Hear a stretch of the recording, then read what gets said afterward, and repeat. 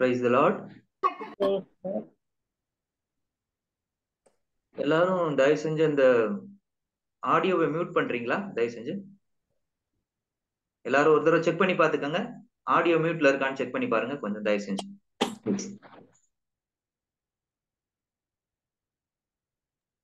Praise the Lord. கடவுளுக்கு நன்றி. மீண்டுமாய் ஒரு இறை வழிபாடு, புதிய வாரம், ஆண்டவர் ஒரு புதிய கூடுகையை நமக்கு தந்திருக்கிறார். கடவுளுக்கு நன்றி செலுத்துவோம். அன்புக்குரியவர்களே, ஒவ்வொரு வாரமும் நாம் விசுவாசம் என்கிற தலைப்பிலே சிந்தித்து வருகிறோம். விசுவாச பயணம் என்கிற தலைப்பிலே மையப்படுத்தி நாம் இறை வார்த்தையை சிந்தித்து வருகிறோம். அதற்காக நாம் கடவுளுக்கு நன்றி செலுத்துவோம். என் அன்புக்குரியவர்களே, எபிரேயர் 11வது அதிகாரத்திலே தொடங்கி இருக்கிறோம். நம்பிக்கையை தொடங்கி அதை வழிநடத்தி அதை நிறைவு செய்பவருமான நம் ஆண்டவர் இயேசு கிறிஸ்துவின் மீது கண்களை பதிய வைப்போம் என்கிற அந்த அற்புதமான இறை வசனத்தின் அடிப்படையிலே நாம் தொடர்ந்து அந்த விசுவாச பயணத்திலே பயணம் செய்து வருகிறோம். அதே அந்த நம்பிக்கையை தொடங்கி அதை வழி நடக்க ஆற்றல் தந்து அதை நிறைவு செய்ய வைக்கிறவருமான ஆண்டவர் இயேசு கிறிஸ்துவின் நாமத்திலே உங்கள் அனைவரையும் அன்போடு இந்த இறை செய்தி வழிபாட்டுக்கு அன்போடு அழைக்கிறேன். என் அன்புக்குரியவர்களே, இந்த வார்த்தையை கேட்க கூடி வந்திருக்கிற, தாகத்தோடு கூடி வந்திருக்கிற உங்கள் ஒவ்வொருவரையும் ஆண்டவர் தம்முடைய அருளால் நிரப்புவார் என்று நான் விசுவசிக்கிறேன். அதே அருளை இந்த நேரம் முழுவதும் உங்களுக்கு இறை அருளின் நேரமாக இருக்க போகிறது. அதற்காக நான் கடவுளுக்கு நன்றி செலுத்துகிறேன். அன்புக்குரியவர்களே, ரோமர் 10வது அதிகாரம் 17வது இறை வசனம் இப்படி சொல்லுகிறது: வார்த்தை அறிவிப்பதை கேட்டால்தான் நம்பிக்கை உண்டாகும் என்று சொல்லி இருக்கிறது. ரோமர் 10:17 இப்படி சொல்லி இருக்கிறது. வார்த்தை அறிவிக்கப்படணும். அப்படி அறிவிக்கப்பட்டால்தான் அதை கேட்க முடியும். அதுதான் இதனோட அடித்தளம். வார்த்தை அறிவிக்கப்படணும், அறிவிப்பதை கேட்கணும். கேட்க கேட்க நமக்கு விசுவாசம் பெருகுகிறது நம் வாழ்விலே. அந்த அடிப்படையிலே நமக்கு இது போன்ற ஒரு இறை வார்த்தைகள், இறை செய்திகள், இறை வார்த்தை அறிவிக்கப்படுகிறது. இந்த இறை வார்த்தையை நாம் கேட்கும் போது திரும்ப திரும்ப, குறிப்பாக ஒரு குறிப்பிட்ட காரியத்தை குறித்து நாம் திரும்ப திரும்ப கேட்கும் போது, நாம் எந்த காரியத்தை குறித்து கேட்கிறோமோ, குறிப்பா அந்த விசுவாசம் என்கிற தலைப்பிலே விசுவாசம் பற்றி அந்த இறை செய்திகளை எல்லாம் எடுத்து சிந்திக்கும் போது நம்முடைய வாழ்க்கையிலும் அந்த விசுவாசம் என்கிறது அது ஆழமாக வேரூன்றி மரம் போல செழித்து வளர ஆரம்பிக்கிறது. Praise the Lord. ஹல்லேலூயா. அந்த ஒரு உணர்வோடு, ஈடுபாட்டோடு, நீங்கள் தாகத்தோடு கேட்க வந்திருக்கிறீர்கள். உங்களுக்காக நான் கடவுளுக்கு நன்றி செலுத்துகிறேன். எந்த ஒரு இறை வார்த்தையும் அது தன்னுடைய இருதயத்துக்குள்ளே போகும்போது அது நிச்சயமாக பலன் தராமல் திரும்பாது. ஆமென். Praise the Lord. இறை வார்த்தையினுடைய தன்மையே அதுதான். கடவுளுடைய வார்த்தை, வானத்திலிருந்து மழை துளி பாருங்க கீழே விழுந்து அந்த பலன் தராமல் அது திரும்பாது. மழை துளி எப்படி அது கீழே விழுந்து அது கீழே பாருங்க விதை போட்டுருந்துச்சு அப்படின்னா, அந்த விதையில அந்த மழை துளி படும்போதுதான் அந்த விதை உடைய ஆரம்பிக்கிறது. அது மறுரூபம் அடைகிறது. அந்த விதை, இந்த மழை துளி படும்போதுதான் அந்த விதை மறுரூபம் அடைகிறது, மாற்றம் அடைகிறது. அது புதிய உயிர் அடைகிறது, புது மாற்றத்துக்கு உருவாகிறது.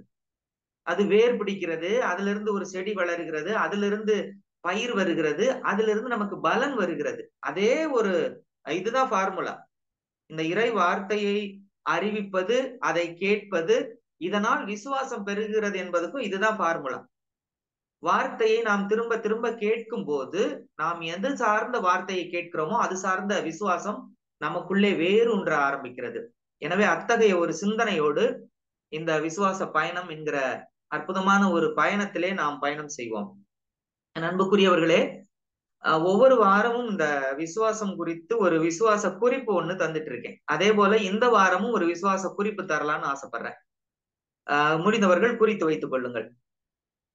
விசுவாசம் என்றால் என்ன அப்படின்னு சொல்றதுக்கு நமக்கு பவுல் மிக அழகாக ஒரு டெபினிஷன் தந்திருக்கிறாரு. நம்முடைய மொழி நடையில ஒரு விசுவாச குறிப்பை நம்ம ஈஸியா, எளிதா புரிந்து கொள்வதற்கு எளிதாக இதை நம்ம மனசுல வச்சுட்டு இதன் அடிப்படையில நம்ம தியானிப்போம் இந்த இறை வார்த்தையை. கடவுளுடைய வல்லமையை திறக்கும் திறவுகோல் தான் விசுவாசம். கடவுளுடைய வல்லமை இருக்கிறது.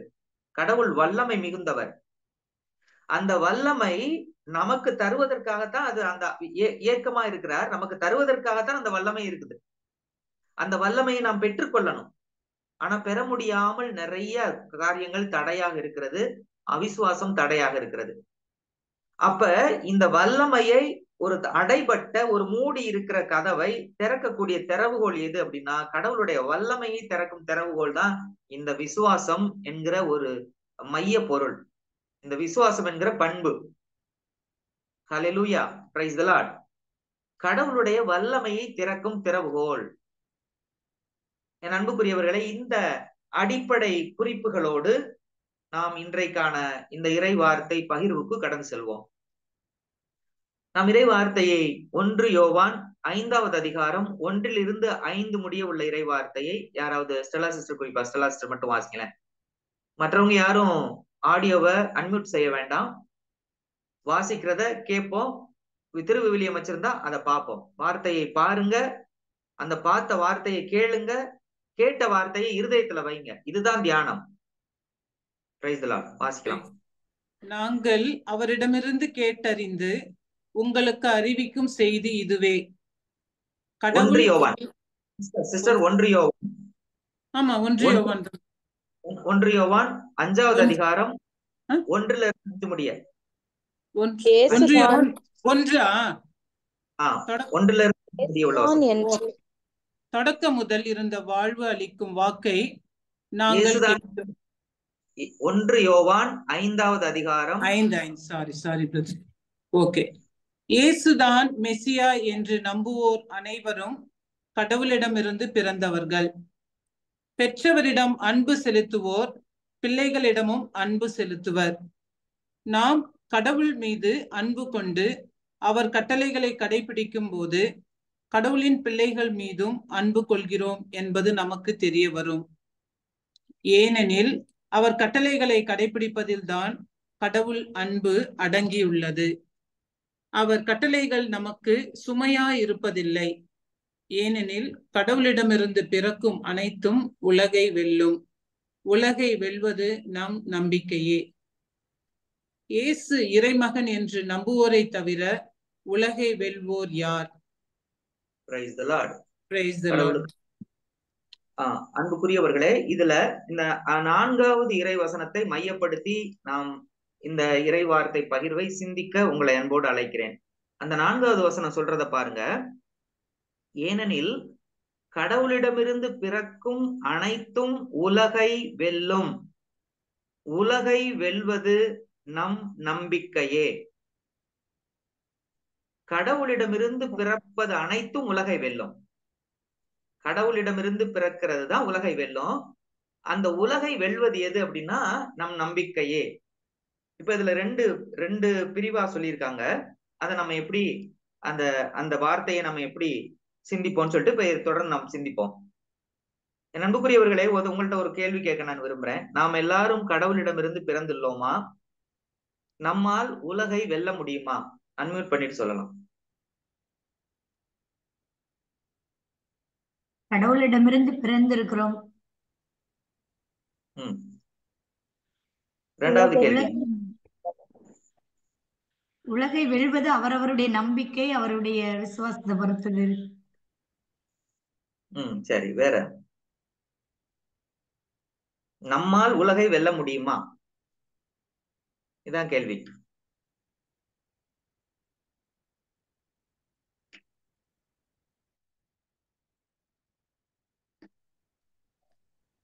நம்பிக்கை இருந்தால் வெல்லலாம். நம்பிக்கை இருந்தால் வெல்லலாம். Okay, praise the Lord. இப்ப இதன் அடிப்படையில நம்ம இந்த மியூட் பண்ணிருங்க, எல்லாருமே மியூட் பண்ணிருங்க. போதும், பார்ப்போம், தொடர்ந்து பார்ப்போம். இப்ப கடவுளிடமிருந்து நாம் பிறந்துள்ளோமா? கடவுளிடமிருந்து பிறந்துள்ளோமா? அது முதல்ல நமக்கு கன்ஃபார்மா தெரியணும். கடவுளிடமிருந்து பிறந்துள்ளோம் அப்படின்னு சொல்லி சிஸ்டர் சொன்னாங்க, உண்மைதான். எப்போது பிறந்தோம்? யோவான் 3வது அதிகாரம் 3வது இறைவசனம் யாராவது ஒருத்த வாசிங்களேன்.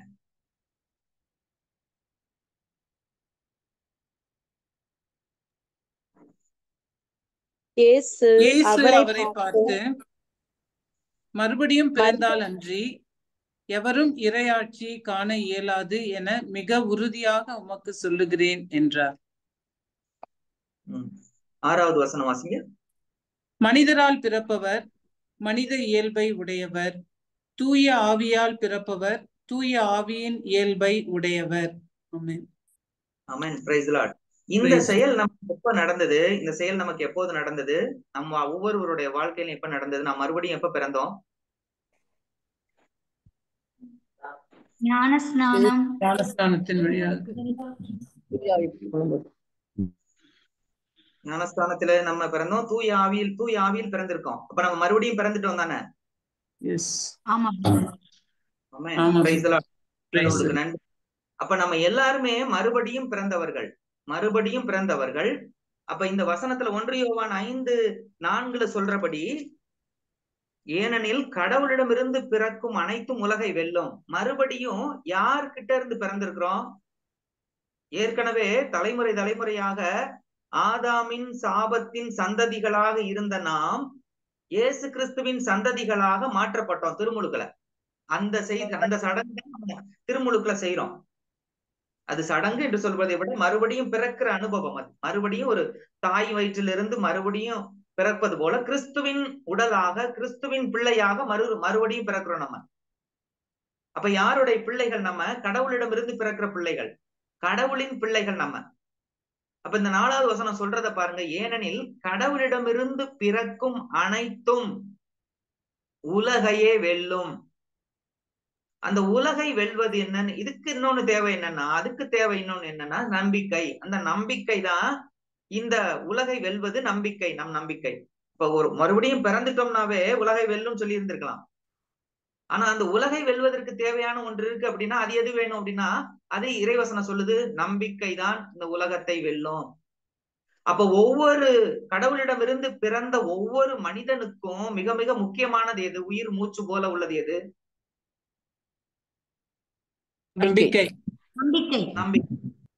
Price the Lord. கடவுளுக்கு நன்றி. இந்த நம்பிக்கை நமக்கு ஒவ்வொரு மனிதனுக்கும் உயிர் மூச்சு போல இருக்கிறது. அப்ப இந்த நம்ம சாதாரண பிசிக்கலா உயிர் மூச்சு விடுறோம், அதனாலதான் உயிரோட இருக்கிறோம். ஆனா இந்த நம்பிக்கை இந்த காணக்கூடாத ஒரு தன்மையில இருக்கிறதுனால நமக்கு தெரியல. நம்ம மறுபடியும் பிறந்திருக்கிறோமா, நம்மளால உலகை வெல்ல முடியுமா என்பது தெரியல. ஒட்டுமொத்த திருவிவிலியமும், என் அன்புக்குரியவர்களே, ஒட்டுமொத்த திருவிவிலியமும் ஒரு 2 விதமான அடிப்படை கூறுகளுக்குள் தான் அமைந்திருக்கிறது. ஒட்டுமொத்த திருவிவிலியமுமே முதலாவது என்ன கூறு அப்படின்னா, கடவுள் நம்மை எந்த நிலையிலும் அன்பு செய்கிறார். அது முதல் கூறு. எல்லா நிலையிலையும் கடவுள் நம்மை அன்பு செய்கிறார். 2வது என்ன சொல்லி மொத்த திருவிலியத்தை நீங்க பாத்தீங்கன்னா அதனோட சாராம்சம் உள்ள அதுதான் இருக்கும். எந்த நிலையிலையும் என்னை அவர் அன்பு செய்கிறார், கடவுள் நம்மை அன்பு செய்கிறார்.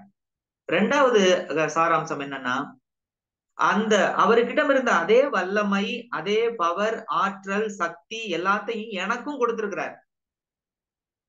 அதான் கடவுளுடைய சொந்த பிள்ளைகளுக்கான அனுபவம். இப்ப ஒரு அரசருடைய மகன் அரச அதிகாரத்துக்கு உட்பட்டவன், எல்லா அதிகாரமும் அவனுக்கு இருக்கு. நான் கடவுளுடைய மகன், கடவுளை போன்ற எல்லா விதமான அவருக்கான எல்லா அதிகாரங்களையும் எனக்கும் அவர் கொடுத்திருக்கிறார். இது நமக்கு தெரியணும். அப்ப உலகை வெல்வது நமது நம்பிக்கை என்றால், ஆனால் நம்ம யதார்த்த வாழ்வுல நமக்கு ஒரு திரை மூடப்பட்டிருக்கிறது. ஒரு திரை ஒண்ணு நமக்குள்ள, ஒரு ஸ்கிரீன் நமக்கு முன்னாடி மூடப்பட்டிருக்கிறது. இதுதான் அவிசுவாசம் என்கிற திரையா இருக்குது. இந்த அவிசுவாசம் என்கிற திரை நீங்கும் போதுதான் இந்த மறைந்திருக்கிற பொருள் நமக்கு புலப்படும், கண்ணுக்கு புலப்படும். உங்களுக்கு மறுபடியும் சொல்றேன் பாருங்க, இது இன்னொரு அனுபவத்துல சொல்றேன் பாருங்க.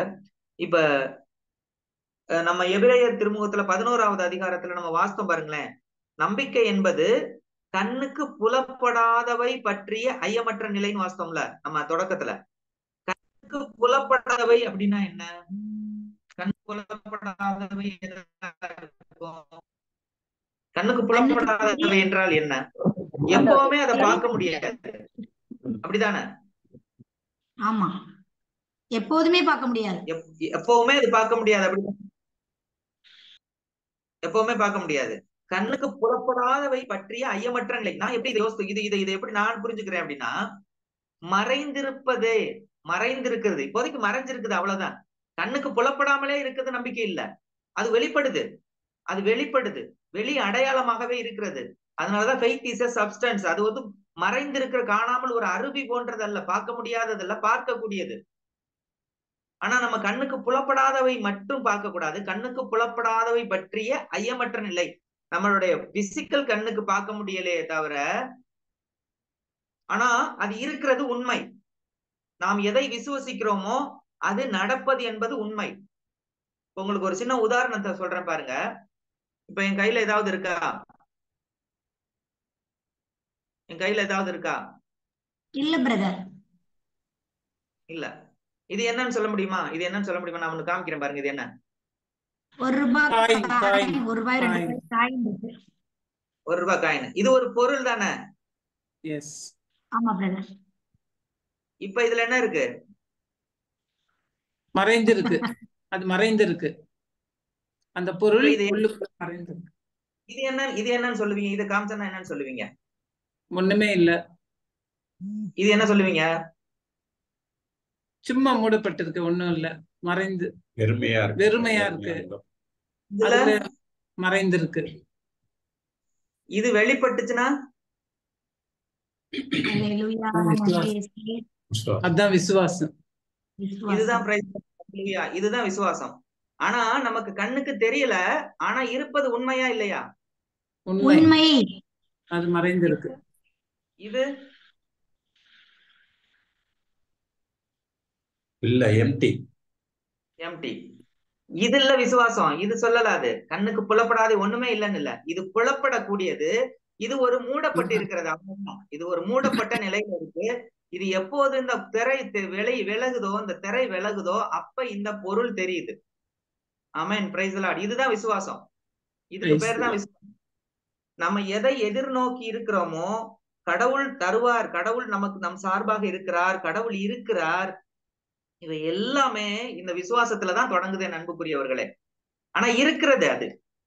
ஆனா கண்ணுக்கு புலப்படாமல் இருக்கிறது, அவ்வளவுதான். அதனால புலப்படாமல் இருக்கிறதுங்கிறதுனால நம்மளால நம்ப முடியல. இப்ப பாருங்க, கையை காமிச்சோன்னா சொல்றீங்க, ஈஸியா நம்ம சொல்றோம் ஒண்ணும் இல்லைன்றோம். ஆனா உள்ள இருக்கிறது அப்படிங்கிறது ஒரு மறைந்து இருக்கிறது, அவ்வளவுதான். கண்ணுக்கு புலப்படாததெல்லாம் இல்ல. இது விலகும் போது அது புலப்பட்டுத்தான் ஆக வேண்டும். ஆமென், பிரைஸ் தி லார்ட். ஹல்லேலூயா. இதுதான் விசுவாசம் என்கிற, இதுதான் விசுவாசம் கண்டென்ட். இது விசுவாசத்தோட கண்டென்ட்டே இதுதான். இவ்வளவுதான் விசுவாசங்கிற இது. கண்ணுக்கு புலப்படாத நம்பிக்கை என்பது எதிர்நோக்கி இருப்பவை கிடைக்கும் என்னும் உறுதி. எதை எதிர்நோக்கி இருக்கிறோம்? இது ஒரு பொருள். இப்ப பொருளா பார்க்காதீங்க.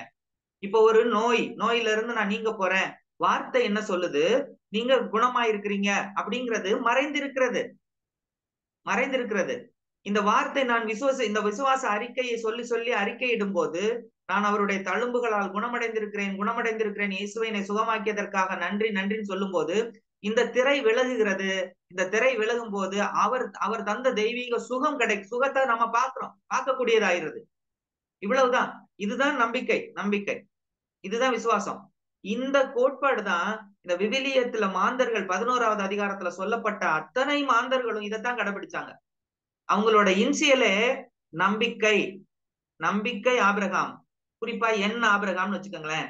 என் ஏனோக்கு நம்பிக்கையினாலே ஆபிரகாம், நம்பிக்கையினாலே ஏனோக்கு, நம்பிக்கையினாலே ஆபேல் பலி செலுத்தினான், நம்பிக்கையினாலே நோவா கட்டடம் கட்டினார், அந்த கப்பல் கட்டினாரு. எல்லாருக்கும் அவங்களுக்கு இன்சியல் என்ன? அவங்களுக்கு நம்பிக்கை. இந்த ஃபைத்துல தான் அவங்க நடந்தாங்க. நாளைக்கு மழை வர போகுது, இனி உன்னை அழிக்க போறேன் அப்படின்னு சொல்லிட்டு கடவுள் சொன்ன போது அந்த உலகத்துல இருக்கிற எல்லாருக்கும் இந்த வெறுங்கை தான் தெரிஞ்சிச்சு. வெறுங்கையை தான் பார்த்தாங்க. இதைத்தான் பார்த்தாங்க, பார்க்கக்கூடியதான் பார்த்தாங்க. உள்ள இருக்கிற வார்த்தையின் ரகசியங்களை உள்ள அவர் பார்க்கல. கடவுள் சொன்ன வார்த்தையின் ரகசியங்களை, வாக்குறுதியை பார்க்கல. வாக்குறுதி அவங்க கண்ணுக்கு தெரியல, கண்ணுக்கு மறைந்து இருந்துச்சு, கண்ணுக்கு புலப்படாம இருந்துச்சு. ஆனா நோவாவுக்கு அது புரிந்தது. நோவா அதை பார்த்தான். இந்த வார்த்தைய, கடவுள் அழிக்க போற, மழை பெய்ய போகுது, நான் கப்பல் கட்டுவேன், பலகை வெட்டி கட்டுறாரு, மழை வரப்போகுது. அவர் சிந்தனையிலே அதை பார்க்கிறார். மழைங்கிறத ஒரு இதை பார்க்கிறாரு, அவர் கண்ணுல பார்க்கிறார். அதுதான் விசுவாசம். அத்தகைய விசுவாசம் தான் நம்ம இந்த ஒரு விசுவாச பயணத்திலே, இந்த ஒரு இறை வார்த்தை பகிர்விலே நாம் கற்றுக்கொண்டு வருகிறோம். என் அன்புக்குரியவர்களே, பவுல் சொல்லுவாரு பாருங்க, அன்பின் அகலம், நீளம், ஆழம், உயரம் அப்படின்னு சொல்லுவாரு.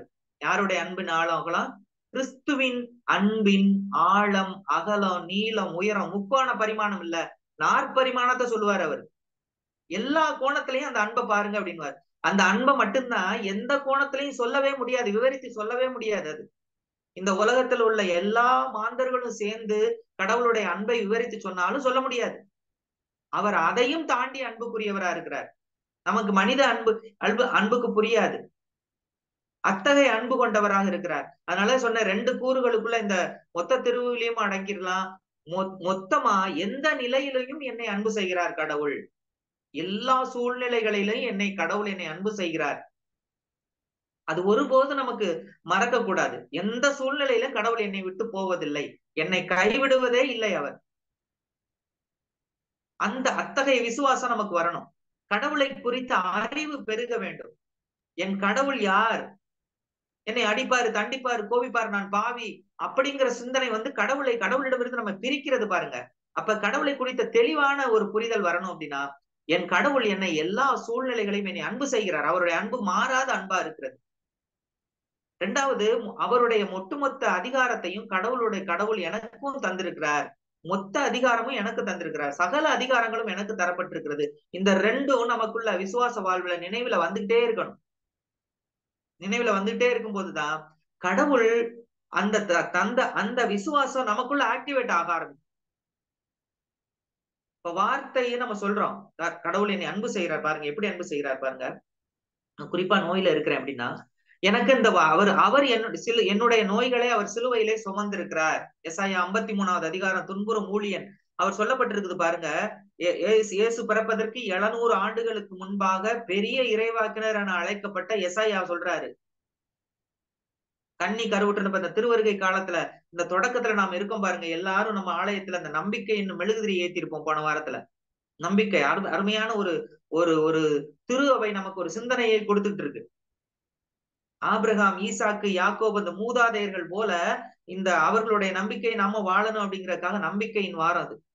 நம்பிக்கையின் மாதம் அந்த எதிர்நோக்கு அவருடைய பிறப்பு காலத்துல இருக்கிறோம். எதற்காக இந்த இவர் பிறப்பெடுக்க வேண்டும்? அப்ப என்னை அன்பு செய்கிறார். என்னை அன்பு செய்வதின் அடையாளம் தான் இந்த மனு உரு எடுப்பு. இந்த மனு உடல் இரத்தமும் சதையுமாக என்னையும் உங்களையும் போல ஒரு பெண்ணிடம் பிறந்தவராக தன்னையே தாழ்த்தி கொண்டு நம்மோடு வாழ வருகிறார். அதனாலதான் கடவுள் நம்மோடு வாழ வருகிறார். ஆமென். கடவுள் நம்மோடு என்கிறதா இந்த உலகத்துக்கே மிகப்பெரிய மகிழ்ச்சியான செய்தி. கடவுள் எங்கோ இருக்கிறார் என்பது அல்ல, கடவுள் நம்மோடு இருக்கிறார் என்பதுதான் இந்த உலகத்துக்கு மாபெரும் மகிழ்ச்சி ஊட்டும் செய்தி. இதோ உலகிற்கெல்லாம் மாபெரும் மகிழ்ச்சி ஊட்டும் செய்தி உங்களுக்காக இம்மானுவேல் உங்களோடு இருக்கக்கூடிய ஒருவர் பிறக்க போகிறார். அவருடைய பிறப்பு எதுக்கு நம்ம வழி நடத்துகிறது? அவருடைய பிறப்பு, இறப்பு, பாடுகள், உயிர்ப்பு, இது எதை நோக்கி நம்மை நடத்தி செல்கிறது? ஒவ்வொரு கிறிஸ்தவ நம்பிக்கையாளரையும், கிறிஸ்தவனுக்கு பேரே நம்பிக்கையாளன் தான், அதுக்கு இன்னொரு பேரு நம்பிக்கையாளன் தான். நம்பிக்கையாளர்கள் என்ன நம்பிக்கையாளர்கள்? உயிர்த்தெழுந்த இயேசு கிறிஸ்துவை நம்பக்கூடிய நம்பிக்கையாளர்கள். அப்படின்னா என்ன அர்த்தம்? அதனோட என்ன அர்த்தம்? என் கடவுள் இன்னும் உயிரோட இருக்கிறார். அவர் அன்றைக்கு பழைய ஏற்பாட்டுல எந்த வல்ல செயல்களை செய்தாரோ, செங்கடலை பிளந்த அதே கடவுள் எங்கூட இருக்கிறார். மன்னாவை பொழிந்த அதே கடவுள் என்னோடு நடக்கிறார். எலியாவுக்கு காகத்தை கொண்டு போஷித்த தெய்வம் என்னோடு இருக்கிறார், என்னையும் போஷிக்க இருக்கிறார். ஒவ்வொரு சூழ்நிலைகளையும் என்னோடு இருக்கக்கூடிய கடவுள் நம்மோடு இருக்கிறார். ஆமென், பிரைஸ் தி லார்ட். அந்த உணர்வு நம்ம ஒருபோது நம்ம விட்டு நீங்க கூடாது. ஏதேன்ல ஆதாமுக்கு உண்டான நிலை அதுதான். கடவுளை பிரிந்த நிலை இல்ல. அவர் பக்கத்துல இருந்தும் அவர் தூர இருக்கிற உணர்வுக்கு வந்தான். அவர் பக்கத்துல இருக்கிறார். காலடி ஓசை கேட்டும் அவனால ஒளிந்து இருக்கத்தான் முடிந்தது. அவர் பக்கத்துல இல்ல, தூரம் இருந்தான். கடவுளை விட்டு பிரிந்து தூரத்துல நிக்கிறான். ஆதாம், நீ எங்கே இருக்கிறாய் என்று கேட்டபோது அவன் அது பயந்து நடுங்கினான். பக்கத்துல இருக்கிற நிலை அல்ல அது. அதை கொண்டு வந்தவன் தீயவன், சாத்தான். உணர்வை கொடுத்தவன் சாத்தான். கடவுள் உன் கூட இல்ல, நீ இப்ப பாவம் செஞ்சுட்ட, அதனால நீ உன் கூட இல்ல அப்படிங்கிற உணர்வை கொடுத்தவன் சாத்தான். அந்த வார்த்தைக்கு கீழ்ப்படிந்து சாத்தானுடைய வார்த்தை கீழ்ப்படிந்து தூர நிக்கிறான். அப்ப அன்னைக்கே அவன் ஓடி போய் முழங்கால் போட்டு, அப்பா இந்த மாதிரி நான் சாப்பிட்டு ஏவாள் சாப்பிட்டுட்டா, இல்ல நானே சாப்பிட்டேன்னு மன்னிச்சிருங்க அப்படின்னு சொல்லி சொன்னா கூட அந்த நிலைமை மாறி இருந்திருக்கும், கட்டாயம் மாறி இருந்திருக்கும். அப்பா நான் மன்னிப்பு கேட்டா. இரக்கத்தின் பேரிரக்கத்தின் கடவுள் அவர். ஹல்லேலூயா, ஹல்லேலூயா. அப்ப நம்மை கடவுளிடமிருந்து பிரிப்பது அவிசுவாசம், நம்மை கடவுளோடு சேர்ப்பது விசுவாசம். ஹல்லேலூயா. நம்மை கடவுளோடு சேர்ப்பது விசுவாசம். எப்படி நம்மை சேர்க்கிறது அப்படின்னா, வார்த்தை தான், இறை வார்த்தை தான் நம்ம சேர்க்குது. நல்லா பாருங்க, எந்த வார்த்தையால இந்த மனுக்குளம் வீழ்ந்ததோ, சாத்தான் பாம்பு இந்த பழத்தை எடுத்து வாயில வச்சு விடல, வார்த்தை தான் பேசுறான், வார்த்தையை தான் பேசுறான். அவர் கடவுள் பொல்லாதவர், கடவுள் அவர் உன்னை இந்த நிலைக்கு வர்றதுக்கு அவர் விரும்பல, கடவுளை குறித்த ஒரு பொய்யான வார்த்தையை பேசுறான். அதே வார்த்தையா இருந்தவர் மனுவுரு எடுத்து பூமிக்கு நமக்காக பலியாகி அதே வார்த்தையை நமக்கு கொடுத்துட்டு, அந்த வார்த்தையின் விளைவாக நீங்க எல்லா பலன்களையும் அனுபவிங்கன்னு சொல்லிட்டு வார்த்தையின் வழியா நம்மளை மீட்கிறார் பாருங்க. ஆமென், ஹல்லேலூயா. அதே வார்த்தையானவர் தான் மீட்டார், இப்பவும் அதே வார்த்தையானவர் தான் நம்மை மீட்கிறார். எல்லா வித அடிமைத்தனம், துன்ப நிலை, எல்லா பிரச்சனைகள், சோதனைகள், போராட்டங்கள் அத்தனையிலும் இருந்து இதே வார்த்தை தான் நமக்கு விடுதலை தருகிறது. எனவே இத்தகைய ஒரு அற்புதமான ஒரு உணர்வு நிலையில தான் நம்ம இந்த விசுவாச பயணத்திலே நாம் பயணிக்க வேண்டியது இருக்கிறதே அன்புக்குரியவர்களே. எனவே கடவுளுடைய வல்லமையை, அந்த வல்லமை இருக்குல்ல, அந்த வல்லமையை திறக்கிற திறவுகோல் தான் இந்த விசுவாசம்ங்கிறத நம்ம புரிந்து கொள்ள வேண்டும். கடவுளுடைய வல்லமை, எல்லா வல்லமையும் கொண்டவர் அவர். நம் கடவுள் எத்தகைய சூழலிலும் அவருக்கு கீழே தான் இருக்குது. இந்த உலகமே அவருக்கு கீழே தான் இருக்குது. உலகம் அவருக்கு கீழே தான் இருக்குது, அவருக்கு கீழ்பட்டு தான் இருக்குது, அவருடைய அதிகாரத்துக்கு உட்பட்டு தான் இருக்குது. அப்ப அத்தகைய அதிகாரம் கொண்டவனுடைய ஒரே மகன் நான். அப்ப ஒவ்வொருவருக்கும் அந்த உரிமை பிள்ளை மனநிலையை தருகிறார். ஒவ்வொருவருக்குமே இந்த உரிமை பிள்ளை மனநிலை தருகிறார். யார் யாரெல்லாம் இந்த மறுபடியும் பிறந்தவங்கள, கடவுளிடமிருந்து பிறந்தவர்கள் அனைத்தும் உலகை வெல்லும். அந்த உலகை வெல்வதற்குரிய காரணி என்னன்னா, கண்டென்ட் என்னன்னா நம்பிக்கைன்னு சொல்லி சொன்னார்ல. நாம் எல்லாருமே கடவுளிடமிருந்து பிறந்திருக்கிறோம். திருப்பி திருப்பி நான் கடவுளிடமிருந்து பிறந்தவன், நான் கடவுளிடமிருந்து பிறந்திருக்கிறேன், நான் கடவுளுடைய பிள்ளை என்று சொல்லி சொல்லி பார்க்கணும். நம்ம ஒவ்வொரு முறையும் நம்ம சொல்லணும், கடவுளுடைய பிள்ளை, நான் கடவுளுடைய பிள்ளை, நான் கடவுளுடைய மகன், கடவுளின் மகன் நான். கடவுளின் பிள்ளைகள் இந்த பூமியில நிரம்பி நிற்கும் போதுதான் இந்த பூமியினுடைய இந்த பிரபஞ்சத்தினுடைய அடிமைத்தன கட்டுகள் விடுதலை ஆகும். ரோமர் புத்தகம் அப்படித்தான் சொல்லுது. எப்போது கடவுளின் பிள்ளைகள் வெளிப்படுகிறார்களோ, கடவுளின் மக்கள் வெளிப்படுகிறார்களோ, அப்ப இந்த பூமி விடுதலையாக்கப்படுது, ரிலீஸ் பண்ணப்படுது.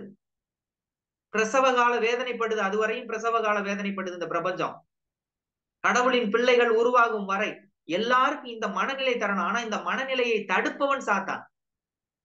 நாம் கடவுளிடமிருந்து பிள்ளைகள், கடவுளுடைய பிள்ளைகள் இல்லை அப்படிங்கிற மனநிலை. ஏன்னா பாவம் செஞ்சுட்டு அந்த பாவத்தை குறித்த சிந்தனை தான் நமக்குள்ள மேலோங்கி இருக்க செய்கிறான். பாவம் பெரிதல்ல கடவுளுக்கு. பாவத்தை அவர் ஒருபோதும் அங்கீகரிப்பதில்லை. ஆனால் பாவிகளை நேசிக்கிறார். பாவிகளை நேசிக்கக்கூடிய கடவுளாக இருக்கிறார். பாவத்தை பத்தி அவருக்கு தெரியும். எல்லாவித பலவீனங்களையும் அவர் சுமந்து பார்க்கணும், எல்லா விதமான பலவீனங்களையும் அனுபவிக்க வேண்டும் என்பதற்காகத்தான் மனு உரு எடுக்கிறார். அந்த மனு உருவின் ரகசியமே அதுதான். எதுக்காக அந்த மனு உரு எடுக்கணும்? மனு உருவின் ரகசியமே அதுதான், அதுலதான் அடங்கி இருக்குது. நம்ம சொல்லிடலாம் ஈஸியா, ஆண்டவரே உங்களை மாதிரி என்னை மாதிரி நீங்க பட்டு பார்த்தா தானே ஆண்டவரே தெரியும், உங்களுக்கு என்ன தெரியும் அப்படின்னு எந்த மனிதனும் கையை நீட்டி கேட்டுறான். உங்களுக்கு என்ன தெரியும் இதை பத்தி, இந்த வேதனையை பத்தி உங்களுக்கு என்ன தெரியும்? எனக்கு எல்லாம் தெரியும்பா, சிலுவையில பாரு என்னைய அப்படின்னு சொல்லுவார். அவர் ஒரே பதில் சொல்லுவார், நான் உன்னை எல்லா பதிலும் எனக்கு தெரியும், எல்லா வேதனையும் தெரியும், எல்லா அவமானங்களை நிந்தைகளையும் அனுபவித்தவர் இயேசு கிறிஸ்து. கடவுள் வடிவில் விளங்கிய அவர் சொல்றார் பாருங்க, கடவுள் வடிவில் விளங்கிய அவர் கடவுளுக்கு இணையா இருக்கும் நிலையை வலிந்து பற்றி கொண்டிருக்கவில்லை. அப்படியே நான் இருப்பேன், நான் தான் முதலமைச்சர், நான் தான் பிரதமர் அப்படின்னு சொல்லிட்டு அந்த சேரை விட்டு இறங்காத நிலை இல்ல அவரு. அவருடைய குணமே வேறு. அப்ப இத்தகைய ஒரு கடவுள் எனக்காக ஒரு அடிமை நிலை ஏற்று, எதுக்கு பாருங்களேன், அவருடைய பிளானே வேற. எப்படியாவது இந்த பிள்ளைகள் என்னோடு சேர்த்து கொள்ள வேண்டும், என் கூட இருக்கணும். இந்த பிள்ளைய அவரோட விருப்பமே அதுதான். எப்படியாவது இந்த பிள்ளைகள் என்னோட இருக்கணும், என் டீமுக்குள்ள இந்த பிள்ளைங்க இருக்கணும். இப்ப கிரிக்கெட் டீம்ல டீம் பிரிப்பாங்க பத்தியலா, ஒரு டீமுக்கு ஆப்போசிட் டீம் இருக்கும்ல, சாத்தானுடைய டீம்ல இந்த பிள்ளைங்க இருக்கக்கூடாது, என் டீமுக்குள்ள எப்படியாவது வந்துடணும்.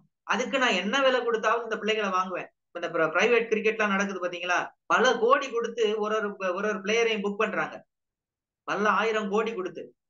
கிளப் கிரிக்கெட் எல்லாம் இருக்குல்ல பாருங்க, அப்படி விலை மதிப்பில்லாத ஒரு பணத்தை கொடுத்து வாங்கியிருக்கிறார் நம்மை. ஆமென், பிரைஸ் தி லார்ட்.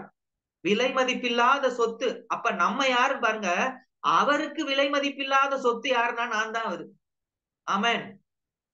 எல்லாருமே சொல்லுங்க, ஒரு தடவை சொல்லி பாருங்க வாயில, இயேசு கிறிஸ்துவுக்கு விலை மதிப்பில்லாத சொத்து நான் தான் அப்படின்னு சொல்லி பாருங்களேன். அவர் ரொம்ப சந்தோஷப்படுவார். இத இவ்வளவு கஷ்டப்பட்டு ஒரு தடவையாவது நம்ம சொல்லியாவது பார்க்கணும் நம்ம சாகுறதுக்கு முன்னாடி. ஆமென். அது சொல்லியாவது பார்க்கணும்னு ஆசைப்படுவோம். நான் கடவுளுடைய விலை மதிப்பில்லாத சொத்து. ஒவ்வொரு தடவையும் கண்ணாடிக்கு முன்னாடி நிக்கையில நம்ம சொல்லுவோம், நான் விலை மதிப்பில்லாத சொத்து. சாத்தான் சொல்லுவான், நீ பாவின்னுவான். நமக்கு இருதயத்துல ஒரு குரல் வரணும், பகிரங்கமா அலறது மாதிரி ஒரு சத்தம் வரணும், நான் கடவுளுடைய மகன், நாம் உண்மையிலே கடவுளுடைய பிள்ளைகள், மறுபடியும் பிறந்திருக்கிறோம். இறைவார்த்தை சொல்றத பாருங்க. இறைவார்த்தை ஒரு வசனம் வாசிங்க, ரோமர் 6:14 வாசிங்களேன். அந்த வசனத்தை தியானித்து நாம் முடிப்போம். ரோமர் 6:14. நாம் உண்மையிலே யாருன்னு பாருங்க. 6:14 பிரதர். 6:14. பாவம் உங்கள் மீது ஆட்சி செலுத்தக்கூடாது, ஏனெனில் நீங்கள் இப்போது சட்டத்துக்கு உட்பட்டவர்கள் அல்ல, மாறாக அருளின் ஆட்சிக்கு உட்பட்டவர்கள். ஆமென். Amen, praise the Lord.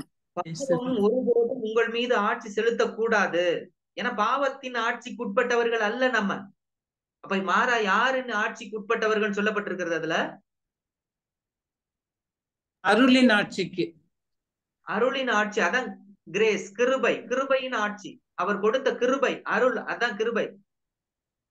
ஆட்சிங்கிறது என்ன? அதிகாரம், அரசு, கிங்டம் ஆஃப் காட். கடவுளுடைய அரசுல, அந்த கிருபையின் அரசு, அருளின் அரசுல, அந்த அரசுக்கு உட்பட்டவனா அதுலயும் சிறப்பா அவருடைய பிள்ளை, அந்த அரசனுடைய மகன், அரசனுடைய ஒரே வாரிசுனா. ஒவ்வொருத்தனும் உரிமை கொண்டாடணும். ஒவ்வொருவரையும் சொல்லி பாருங்க, இதையும் சொல்லி பாருங்க, அரசனோட ஒரே வாரிசுனா. ஆமென், பிரைஸ் தி லார்ட்.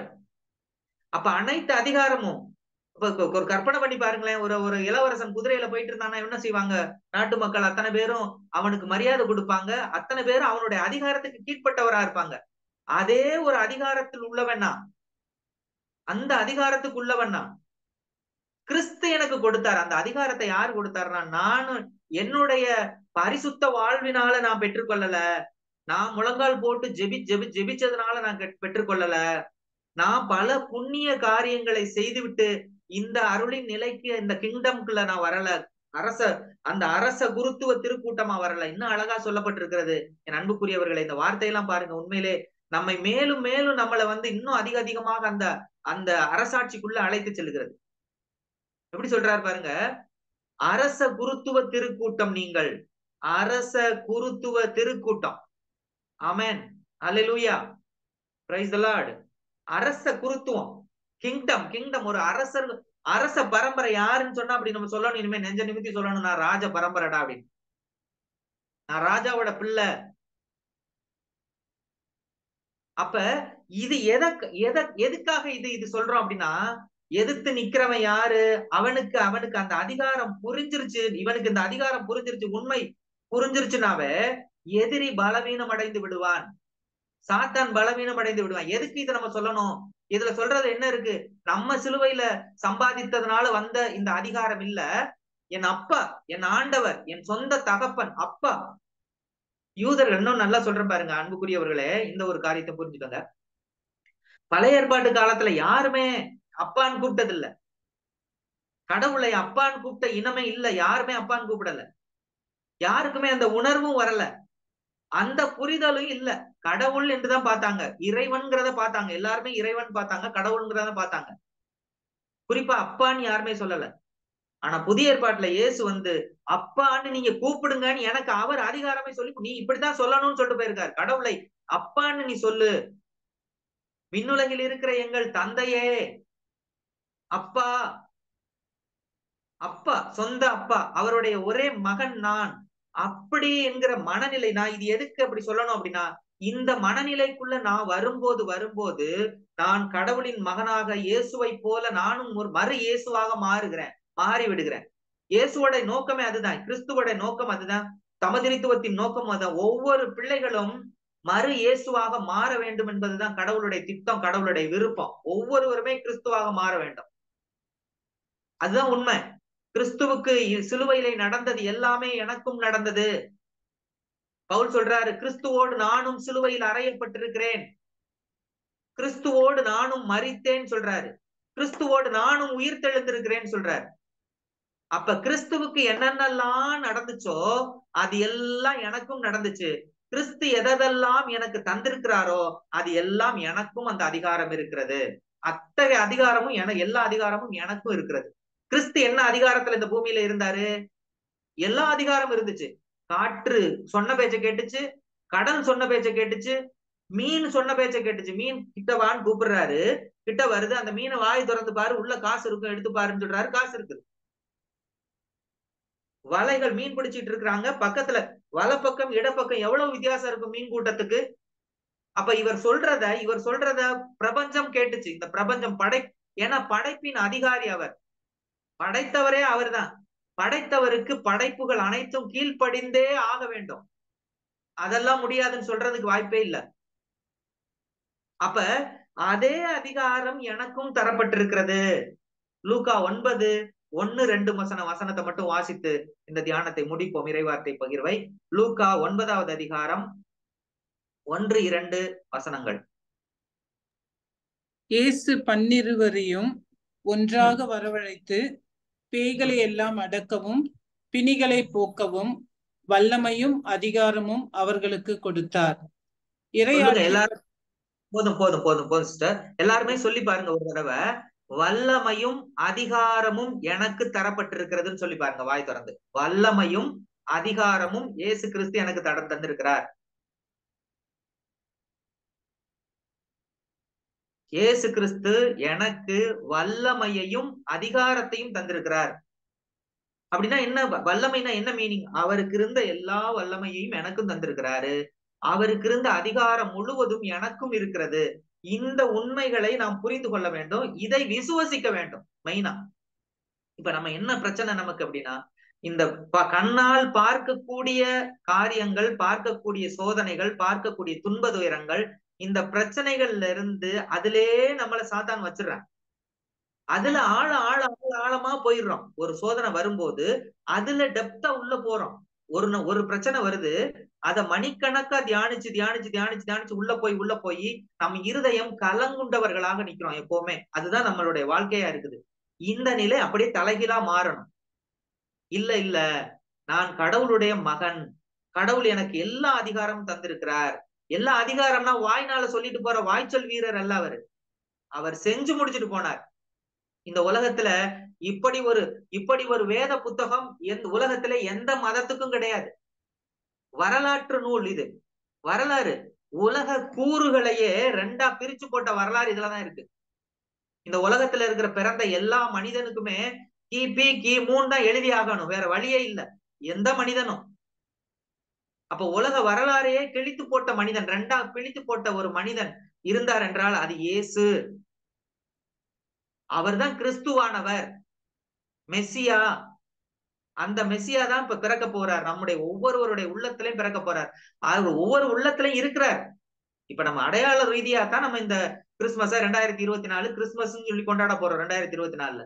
ஆனால் ஆல்ரெடி நமக்கு முன்னாடி நமக்குள்ள அவர் ஒவ்வொருவருடைய இருதயத்துக்குள்ளயும் கிறிஸ்து வாழ்கிறார். எப்படி வாழ்றாரு சொல்றாரு பாருங்க, யோவான் நற்செய்தியில, நான் உங்களுள்ளும் நீங்கள் என்னுள்ளும் நான் தந்தையுள்ளும், எல்லாம் ஒண்ணுக்குள்ள ஒண்ணு, நம்ம ஒன்னா இருக்கிறோம். நமக்குள்ளதான் இருக்கிறார் கடவுள் நம்மோடு. எப்படி நம்ம அந்த பார்க்க கூடாத ஒரு பொருளை அந்த திரை விலகின உடனே நமக்கு தெரிஞ்சிச்சோ, அதே போல நம்முடைய கண்கள் இறை வார்த்தையின் வழியாக, இந்த இறை வார்த்தையை விசுவசிப்பதின் வழியாக நம்முடைய கண்கள், ஆவிக்குரிய கண்கள் திறக்கப்பட்டு, நம்முடைய இருதயம் திறக்கப்பட்டு, ஆவிக்குரிய இருதயம் திறக்கப்பட்டு, இந்த விசுவாசங்கள் அதுல நம்மளை வேரூன்றும் போது, நம்முடைய இருதயத்திலே வேரூன்றும் போது நாம் மறு கிறிஸ்துவாக மாறுகிறோம். இதுதான் இறை செய்தி. ஹல்லேலூயா. இதுதான் விசுவாச பயணம், இதுதான் விசுவாச வாழ்வு. நம்முடைய இருதயம் புதுப்பிக்கப்பட்டவர்களாக, எதுல புதுப்பிக்கப்பட்டவர்களாக? வார்த்தையிலே புதுப்பிக்கப்பட்டவர்களாக, மறு இயேசுவாக, மறு இயேசுவாக. எப்படி? நம்பிக்கையினாலே ஆபிரகாம், நம்பிக்கையினாலே ஏனோக்கு, நம்பிக்கையினாலே ஆபேல், நம்பிக்கை நம்பிக்கை நம்பிக்கை கொண்ட மனிதர்கள் போல இருந்தது போல நானும் நீங்களும் நம்பிக்கையினாலே, கிறிஸ்துவின் மீது கொண்ட அந்த நம்பிக்கையினாலே நாம் மறுரூபமாக்கப்படுகிறோம். அதை செய்வதுதான் இந்த விசுவாசம் என்கிற, நம்பிக்கை என்கிற இந்த ஒரு மாபெரும் புண்ணியமாக இருக்கிறது. அப்ப கடவுளுடைய வல்லமையை திறக்கிற சாவி, திறவுகோல் எது அப்படின்னா, கடவுளுக்கு இருக்கிற எல்லா அதிகாரமும் எனக்கு இருக்கு அப்படிங்கிறது எதை கொண்டு வருது அப்படின்னா, இந்த விசுவாசம் என்கிற இந்த ஒரு கருதான், கண்டென்ட், இந்த ஒரு சப்ஸ்டன்ஸ் தான், இந்த ஒரு பொருள். அது உண்மையிலே அது தொடக்கூடியது. அது ஏதோ அருவி அல்ல, காணக்கூடாத, கண்ணுக்கு புலப்படாதவை மட்டும் இல்ல, கண்ணுக்கு புலப்படாதவை இல்ல, மறைஞ்சிருக்கு, அவ்வளவுதான். அந்த மறைஞ்சிருக்கிற திரை விலகும் போது நமக்கு உள்ளே இருக்கிறது உண்மை. அது ஒரு ஆப்ஜெக்ட், அது ஒரு பொருள். விசுவாசம். நம்ம எதெல்லாம் விசுவசிக்கிறோமோ, என் கடவுள் எனக்கு என்னாலும் அவர் கூட இருக்கிறார், என்னை தோளில் தூக்கி சுமக்கிறார். நீங்க விசுவசினா அவர் தோல்ல தூக்கி சுமக்கிறத அனுபவிக்கலாம். எனக்கு இந்த குழந்தை இல்லாம இருக்குது, என்னோட மலடு இருக்கிறது. அந்த இஸ்ராயலில் கால்நடைகளுக்கு கூட மலடு இல்லைன்னு நீ ஆண்டவர் சொல்லியிருக்கிறார். என்னை சந்ததிகளை காண செய்வார். நீங்க விசுவசிச்சீங்கன்னா நீங்க காண்பீர்கள். இந்த மறைஞ்சிருக்கிறது விலகிறோம், உண்மை வெளிப்பட்டுரும். ஹல்லேலூயா. இதுதான் விசுவாசம் என்கிற இந்த ஒரு பயிற்சி. எனவே இத்தகைய ஒரு அனுபவத்துக்குள் நாம் இறைவார்த்தை என்கிற அந்த ஒரு மாபெரும் போர் வாளை சுமந்தவர்களாக விசுவாச பயணம் செய்வோம். ஆண்டவருடைய திருநாமம் என்றென்றும் வாழ்த்து பெறுவதாக. Amen, amen, amen. Praise the Lord.